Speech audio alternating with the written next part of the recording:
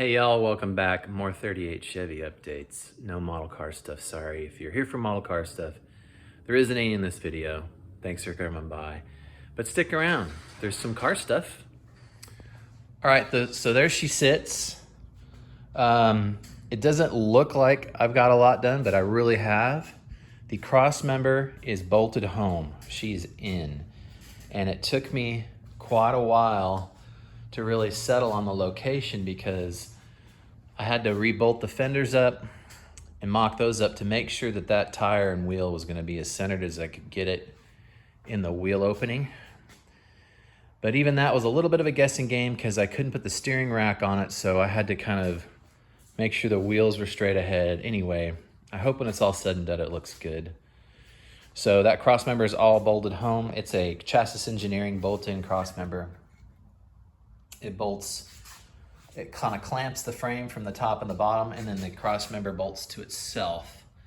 And it's a really solid deal. This is an adjustable hat. So this is threaded, and that's on top of the spring. So you can screw this in or screw this out and adjust the ride height. So I should be able to dial in the ride height. I broke down the control arms again, powder coat them. And when I mean powder coat, I mean Rust-Oleum. So I'm gonna get those painted and assembled. So this front suspension is ready to be assembled because I need to run the front brake lines, and I need to get that done. These motor mounts, I decided not to drill the holes for them yet because even though they're going back in the exact same place, they're a different style mount. So what I'm gonna do is set the engine down in here and make sure these babies are exactly where they need to be, and then hopefully raise up the engine enough on the hoist to drill those holes and get those mounts set in there. So these take like an early Ford style like round biscuit, and those are pretty good. There was a crack in the frame that I'm gonna weld right there, but even if my weld job's not so good, this clamp type deal with the bolt going all the way through is pretty strong. That's gonna work. I've got some reservoirs for the brakes mounted on the firewall, and so let me tell you why. So this is an original style 1938 Chevrolet master cylinder single circuit. And as you can see, this right here, the pedal is part of the master cylinder. And then it pivots and pushes in on there. This car always had good brakes, but required a ton of pedal effort. And so in my research, I figured out that the pedal geometry was off, okay? So I thought that was kind of weird that a car from the factory would have funky pedal geometry, but I mean, weirder things have happened. So here's what I've come to. This is a bracket from Chevs of the 40s, and it's basically a bracket that will hold the pedal because the pedal was attached to the old master cylinder. So this bracket holds the pedal where it needs to be, and then has a flat piece for a modern master cylinder. This is a Wilwood 15/16 remote reservoir master cylinder. Let me tell you why remote reservoir master cylinder. The pedal geometry, like I said, was off. The pedal geometry for a manual brake car needs to be like 6:1, in the neighborhood of 6:1. Doesn't need to be exact. That means you measure from here to where the pedal, so I've had to put the pedal in, and then the pedal sits right about here. So you measure from here to the center of the pedal, and you divide that from the measurement from here to the pivot. And that needs to be in the neighborhood of 6. A stock 38 Chevy in that bolt, that bottom hole right there was about 4.5. That's a good ratio for power brakes. So no wonder it stopped good, but needed a lot of pedal effort because that's a power brake ratio. I can't explain why that was that way. It was completely original and non-modified. So I had to change that pedal ratio. So what I did was I measured and figured out how much I needed to move this bolt, this pivot, up to get it to be about a 6:1, and it only needed to be moved about a 1/2 inch. So I moved it about a 1/2 inch, re-drilled the hole. To get this push rod straight with the master cylinder, I then had to move this master cylinder up on the bracket, which just meant drilling some new holes and moving it up. No, not a big deal at all. The problem is with a master cylinder with a reservoir on it, it hit the floor of the car because this is underneath the floor. So I was like bummed. Well, remote reservoir master cylinder was the solution. So not only will this not hit the floor, I don't have to crawl under or have an access panel in the floor under the driver's side feet to fill it anymore. I can do it right on the firewall. And yes, those plastic reservoirs are ugly, but man, we gotta get on the road on this thing. So maybe I'll do something cooler later with those reservoirs. So with this improved pedal geometry, now it's about 6:1. That's a good geometry for a manual brake setup.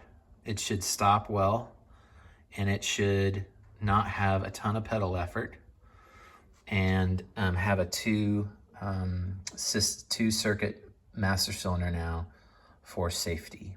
Okay, and this Wilwood unit's pretty cool. It has 4 ports, 2 on each side. So I think I'm gonna run the lines out of this side, cap this side, and then my brake light switch will come out of that side. I think that's what I'm gonna do.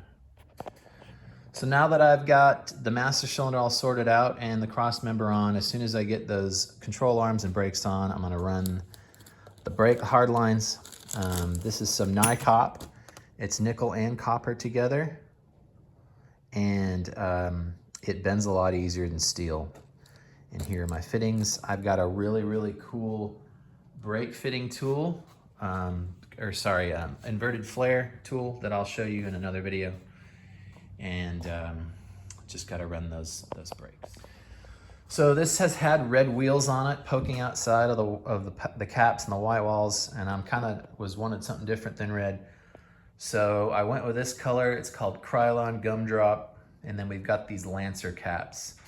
I am a big fan of Olds Fiesta caps. I've got a bunch of them. But the problem is those have a really deep dish to them. And my front wheels are 15x5s. Here's the other wheel I haven't cleaned up yet. And when you put the Olds Fiesta cap on them, they hit. There's not enough offset in this little wheel to fit those Olds Fiestas. Well, I'm not gonna do a bigger wheel because I want that wheel to be a 15x5 and tucked in so this car can sit low and still turn the wheels. So I searched around and found these. They fit. They're not my favorite, but I don't hate them. I like them. So they're a good looking cap. They're a Dodge Lancer kind of reproduction, and they fit on that 15x5. And so we're just gonna go with those for the time being. Maybe someday I'll find a set of chrome reverse wheels. That would be great, but those are really expensive. Maybe I can find a used set.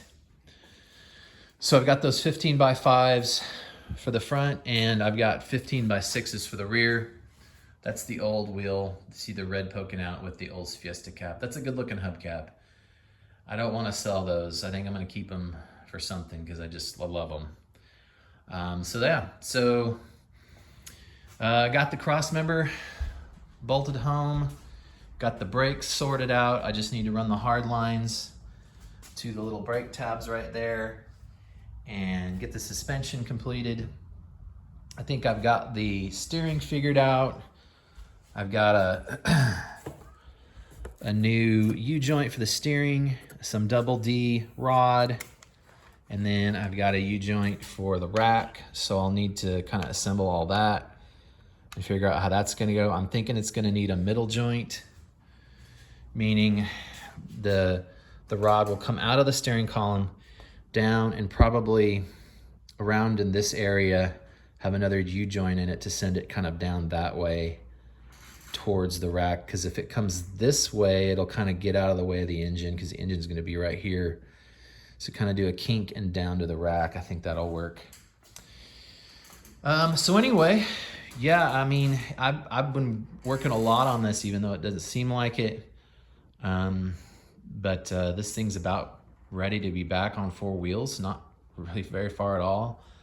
My tires are on the way. I ordered Diamondback Auburn radials. So Diamondback makes a radial tire that looks like a bias ply. I did 560 15s in the front and 820 15s in the back. Bigs and littles. The Krylon gumdrop wheels with the Dodge Lancer caps. Should sit real low. The engine is untouched. That'll be my next thing to tear into. Aluminum heads, cam and lifters, new gaskets and seals, and just general cleanup. Gonna delete the power steering pump because I'm going manual steering. And I need to put an AC compressor bracket on it because I want to fix the AC eventually, but I don't know if that's gonna happen this time. Okay, well, that's the 38 Chevy. Guys, thanks for tuning in, and we'll have more updates when I have them.